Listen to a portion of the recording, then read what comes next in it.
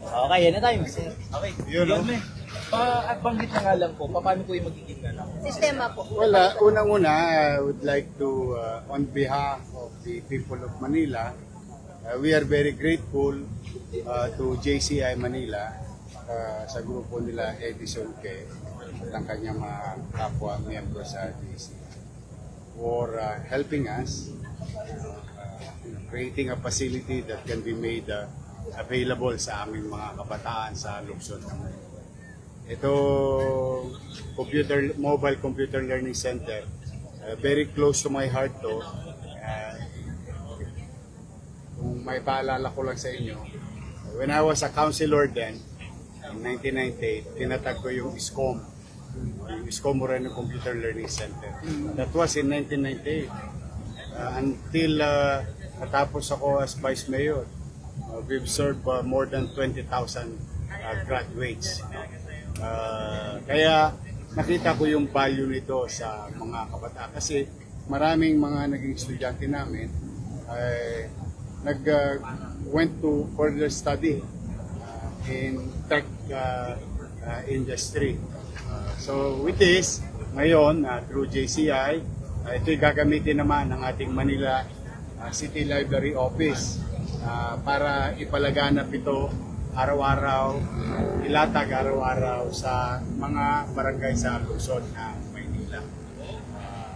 Kaya very grateful kami. Thank you very much to JCI. Mayor, ano po ang pioneer barangay? Ay, it can be anybody. Wala nang pioneer, titirahin na kagad natin, sayang. Ilalatag na natin, but easily 2 barangays a week at 896 barangay. Depende pa, may mga challenging barangay, may community, baka mag-stay pa yan for a while. So sa naturingang mas nangangailangan sa ating sa Luzon. Ano po ang commitment ng JCI? Dadagdagan po ba ito? Malay mo, sabi ko nga, mabasa sana sila ng ulan. Para dumami pa. I do believe that marami pang programa ang JCI Manila. Nakapartner namin sila noong pandemya.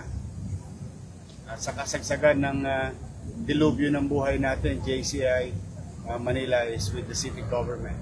And I think nowadays, economically challenged sa lahat, every help will do. Like in this case, we are very grateful about it.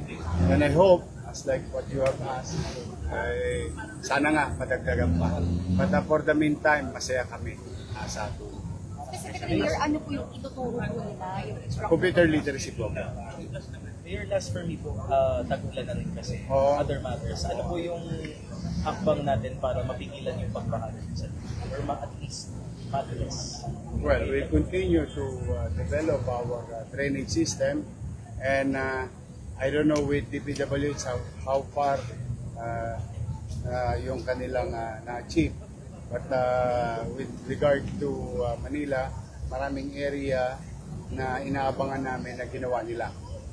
But modesty aside, bumuhos ang ulan ilang araw na dito sa area na to because of the drainage system that we created so far, so good.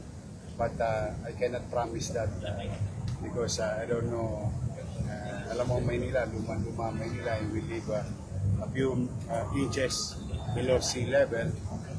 But for the past days, so far okay naman ang Maynila in terms of flooding. But still, we will continue to unclog, clean up the streets of Manila.